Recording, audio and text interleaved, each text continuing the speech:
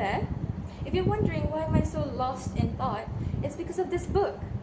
Now, before I tell you about this book, let me introduce myself.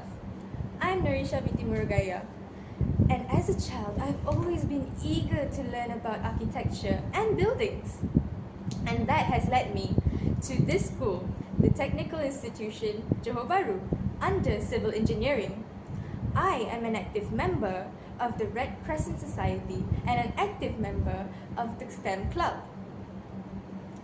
I'm 17 years old as of this year. Now, that's it for my introduction. Now let me introduce you to this book. This book right here is called The Almanac of Neville Ravikant. Truth to be told, this book wasn't actually written by Neville Ravikant himself. Instead, it was forwarded by Tim Ferriss and written by Eric Jorgensen. Do you guys know that this book was the first ever book to talk about Neville Ravikant's life? And it became a world hit. It's an international best-selling book that inspired millions of readers worldwide. Now, do you guys know about Neville Ravikant? If you don't, let me introduce him. Neville Ravikant comes from a family of immigrants that flew all the way from India to the United States of America. Can't even fathom how long it took. And Neville Ravikant, when he was young, he didn't really have much money. He wasn't technically well off. So his dad worked hard and hard until one day they had to pass away. Now, Neville Ravikant was left with his mother and his siblings, and as the oldest child in the family, he had a determination to make his family happy. So, with that determination and the passion of learning and finding out about technology, he ended up in the most finest university at United States. And now, he is considered as the angel of investment. Well, if you're wondering, what does that have to do with this book? Well, in this book, Neville Ravikant says that every single investment that he made was amazing. And between you and me, Neville Ravikant has a Midas touch. Well, every single time he invests to a company, that company will become big and lavishing.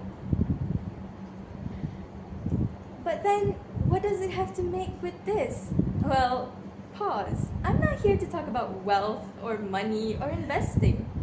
Instead, I'm here to talk about what Neville Ravikant intended to write in this book. He wanted to write about psychology, the psychology behind investing, the human emotions behind all of his life. For him, investing is not about money or the wealth that he gained. Instead, it's about the happiness that he gained. The happiness from knowing that his technology is booming, and the happiness of knowing that he is well off. As you can see, Neville Ravikant was trying to make people understand the positive light about money and wealth. Well, Isha, that doesn't make sense. I thought it's about psychology. Yes, it's about psychology. All of this run through mental health and self-esteem. Our self-esteem is going to be booming just by reading this book. It makes you feel more positive and enlightening yourself and broadening your view on how people feel.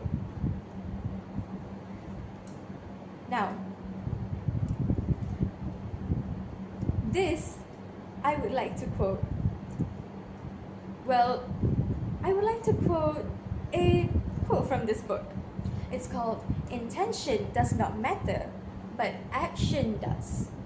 If you're wondering what I learned from this book, and that's exactly what I've learned.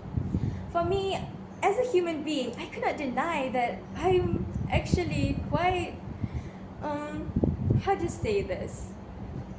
Very simple-minded.